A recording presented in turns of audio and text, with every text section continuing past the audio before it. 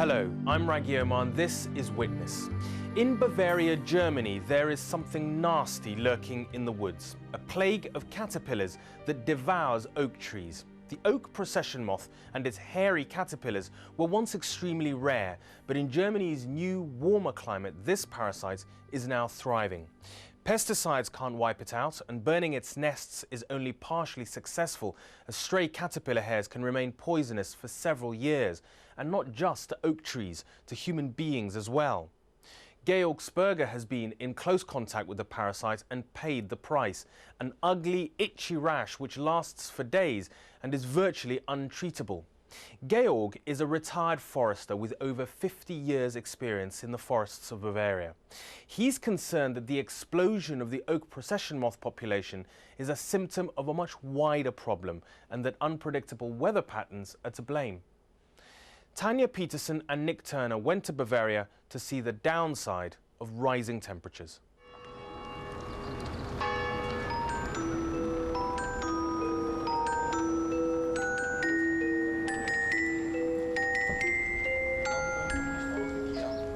The pretty towns of Bavaria in southeastern Germany.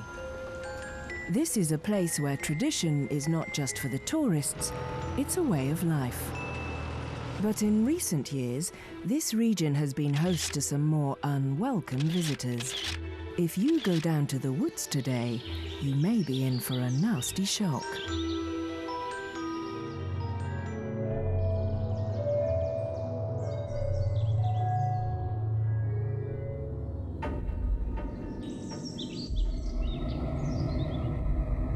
George Sperber managed the 20,000-hectare Steigerwald forest in Bavaria for over 30 years and was a forester for over 50. He's now retired, but his passion for nature and forestry continues. Ein Leben im Walde. Ist für mich unverzichtbar. Life in the forest. I cannot live without it. My parents said I decided at the age of 5 to become a forester, and there hadn't been any foresters before me in the family. My great-great-grandfather was a farmer in a big forest area, and my grandfather grew up there, and he introduced me to it. The feeling of living in the woods. I enjoyed that. Ja, ich habe das genossen und weiterentwickelt. Nature can be unpredictable.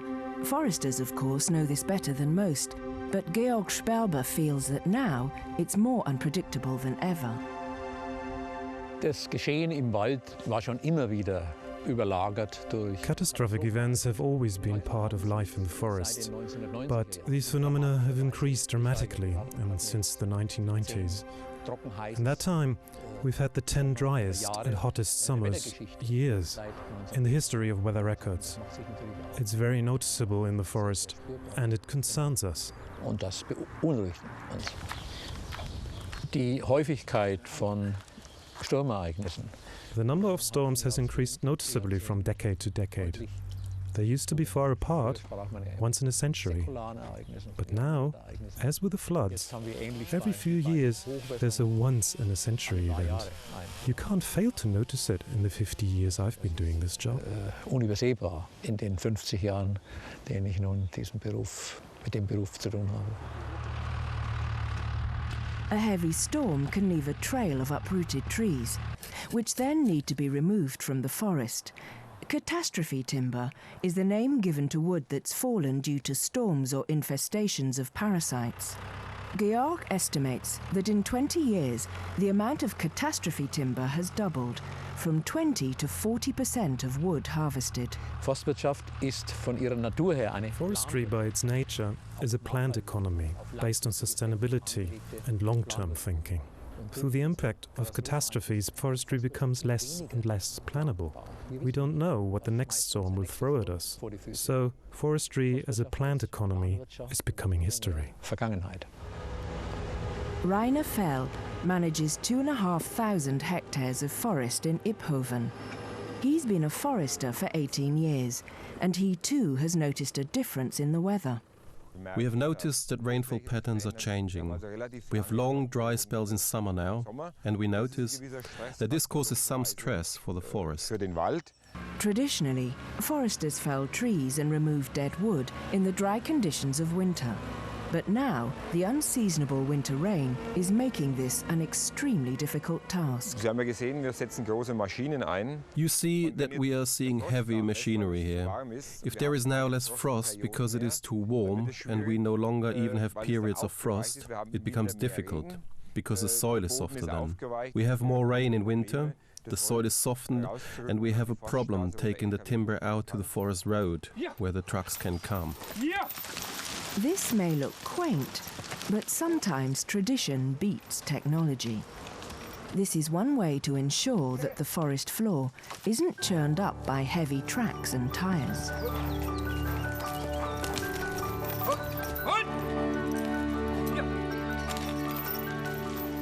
The forest has its own slow rhythm, a cycle of planting, growing, felling, and on again.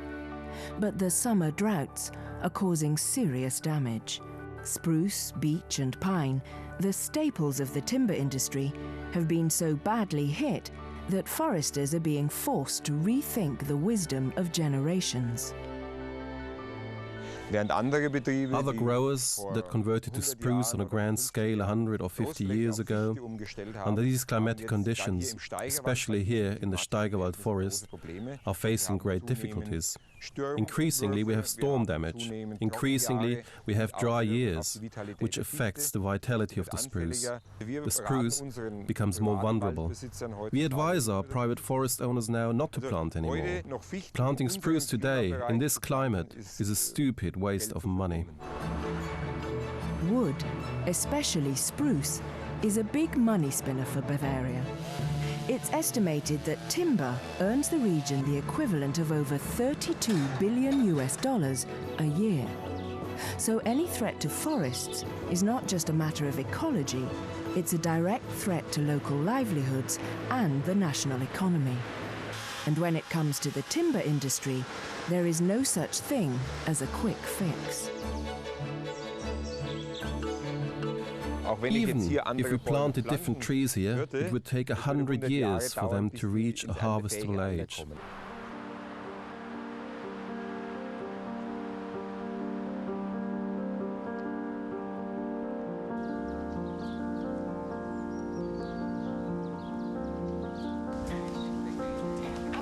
The apple tree is blossoming. But together with the dandelion, which is unusual. It's not just changing rainfall patterns that endanger the health of the forest. Bavaria's average annual temperature has increased.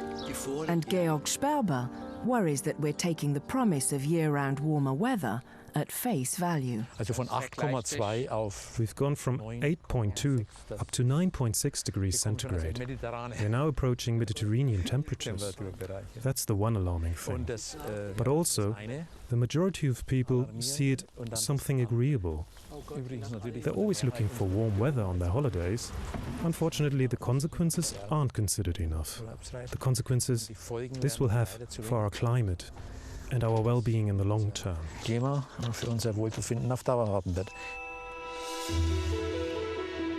Human beings are not the only creatures to embrace the warmth. The new climate has meant a boom time for woodland parasites, and for one pest in particular. I remember exactly how in 1992 or 93 I discovered one of these colorful caterpillars for the first time. I only knew them in theory from my lectures. I took it into my hands to identify it at home. Shortly after that I was at the doctor's, as I was covered in a rash all over my body from the poisonous hairs of the caterpillar. That was my first real encounter with it. Now they're here in their millions. Were here last year, and this year will be here again.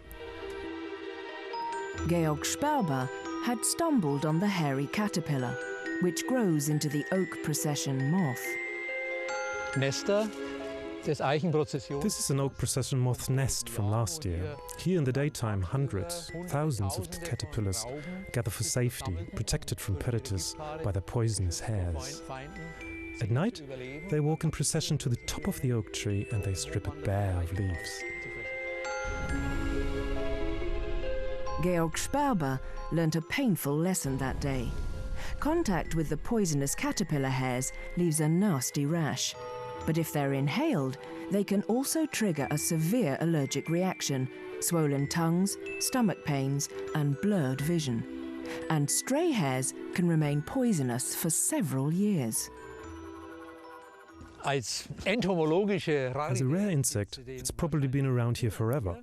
But in 1992, the oak procession moth was on the endangered species list in both Germany and Bavaria as severely endangered. From the beginning of the 1990s, with the increasing number of record warm, dry years, it has become a problem. Extended warm weather allows the moths to lay an extra batch of eggs before winter. Previously, the cold would keep caterpillars to manageable levels. Now, they are thriving in the new, milder climate.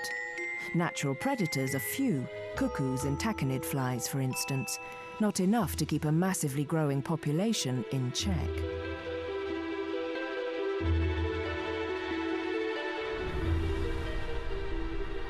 Soon, it wouldn't just be foresters who were feeling the ill effects. The caterpillars were coming to town.